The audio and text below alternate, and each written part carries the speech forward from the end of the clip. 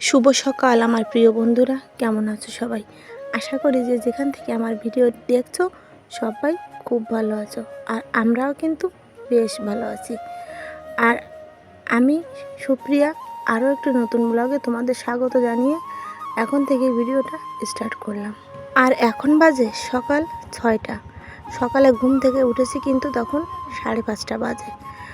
ঘুম থেকে উঠে ফ্রেশ হয়ে তারপর ঘরটা ঝাড় দিয়ে নিয়েছি। আর এখন চুলোয় যে বাসি ছাইগুলো ছিল, ছাইগুলো আমি ফেলে দিয়ে তারপর চুলোটা লেপে নিচ্ছি। আর এদিকে কিন্তু আমি গ্যাসের চুলায় সিদ্ধ ভাত বসিয়ে দিয়েছি। সেই সেদ্ধ দিয়েই কিন্তু ওর বাবা খেয়ে কাজে চলে যাবে।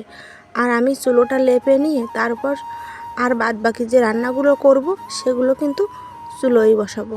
আর তারপর ভাতটা নামিয়ে রেখে আমি দেখো একটু চা করে নিচ্ছি। এখন চা খেয়ে নেব, কারণ ভাতটা তো আমার হয়ে গেছে, তাই আর তাড়া নেই। আর ওর বাবাকেও চা খেয়ে তারপর খেতে দিয়ে দেব। চলো তাহলে সবাই মিলে চাটা খেয়ে নিই।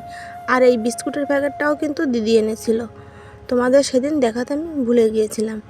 তাই এই বিস্কুট দিয়েই সবাই এখন চা খেয়ে নেব। আর আমার দিদি কিন্তু চা খায় না, তাই শাশুড়ি মা, আমার 2 ছেলে আর আমরা 4 জনে কিন্তু চাটা খেয়ে নেব। চলো তাহলে তোমরা দেখতে থাকো।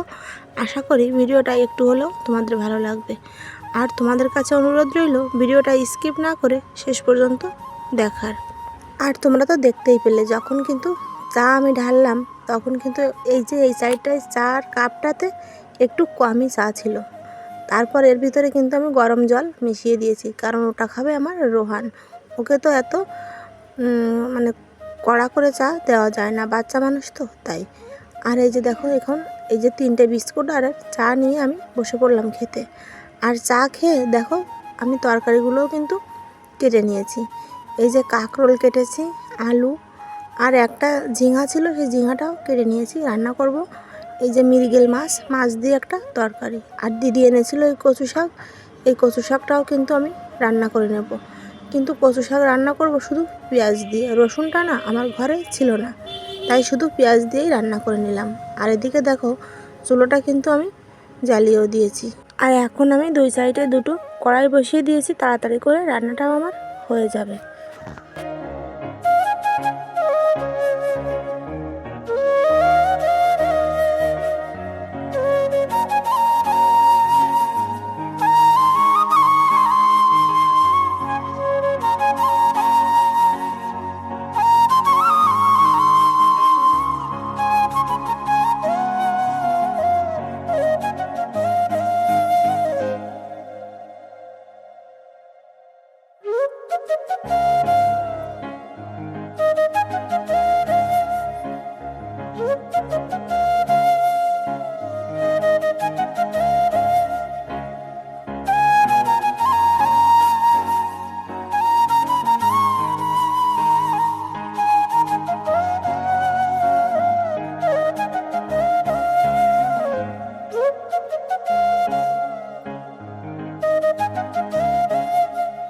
মাছগুলো ভেজে তারপর আমি তুলে রাখবো।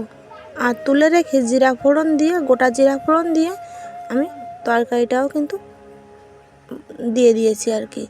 তারপর একটু ভাজা ভাজা করে জল দিয়ে দেব। আর যখন ফুটে যাবে তখন মাছগুলো দিয়ে দেব। আর তোমরা তো দেখতে পেলে ওই সাইডে কিন্তু কচুটাও আমি সেদ্ধ করতে বসিয়ে দিয়েছি। একেবারে কিন্তু আমি তেলে পেঁয়াজ ফোড়ন দিয়ে কচুটা দিয়ে দিয়েছি। আর এই যে কচুটা, এটা হচ্ছে মুখী কচুর গাছ আর কি, মানে যে কচুর মুখী আমরা খাই সেই কচু গাছটা আর কি। এটাও কিন্তু খেতে বেশ সুন্দর লাগে, আর মাছ দিয়ে ঝোল করলে না বেশি ভালো লাগে আরও। আর তারপর দেখো তরকারিটাও কিন্তু আমার ফুটে গেছে। এখন আমি মাছগুলো তরকারিতে এই যে দিয়ে দিলাম। আর ওদিকে কিন্তু কচুটাও আমার হচ্ছে।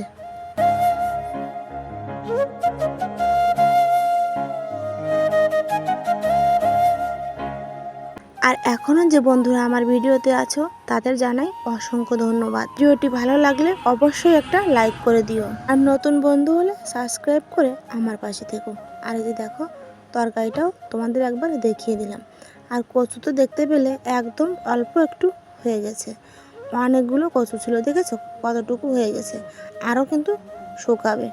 তারপর আমি নামিয়ে নেব। আর দেখো নামানোর পরে একদম অল্প একটু হয়ে গেছে, কিন্তু আমাদের সবার কিন্তু ভালোভাবে হয়েও যাবে। আর তারপর রান্নাগুলো তোমাদের দেখিয়ে চলে আসলাম বিছানাটা গুছিয়ে নিতে। বিছানাও কিন্তু আমি গুছিয়ে নিয়েছি।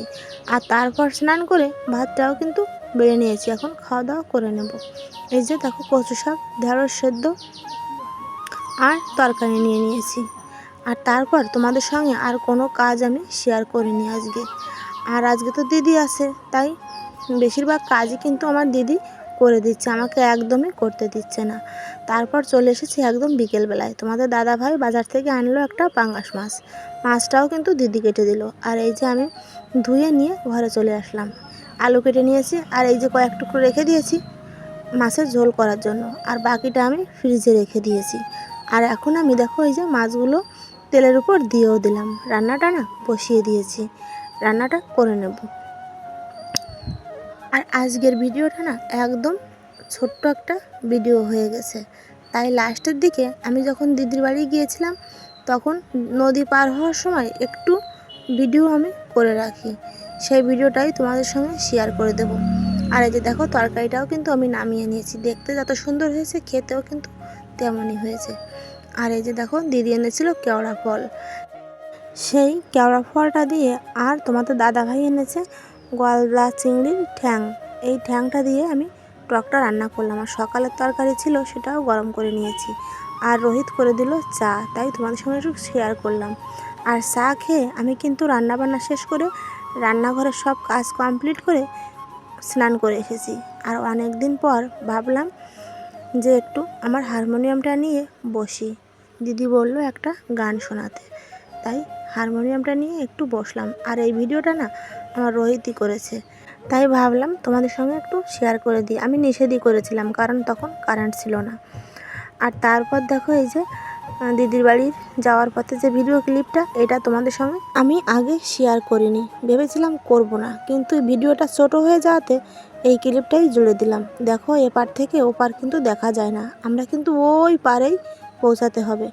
আর আমার ভীষণ ভয় করছিল, তাই আমি বেশি ভিডিও করতেও পারিনি। আমরা কিন্তু ট্রলারে উঠে পড়েছি, আর এখনও ছাড়েনি, তখন একটু ভিডিও করেছিলাম। অনেকেই কিন্তু ওই ট্রলারে আসে, ওই পার আমরা পার হব।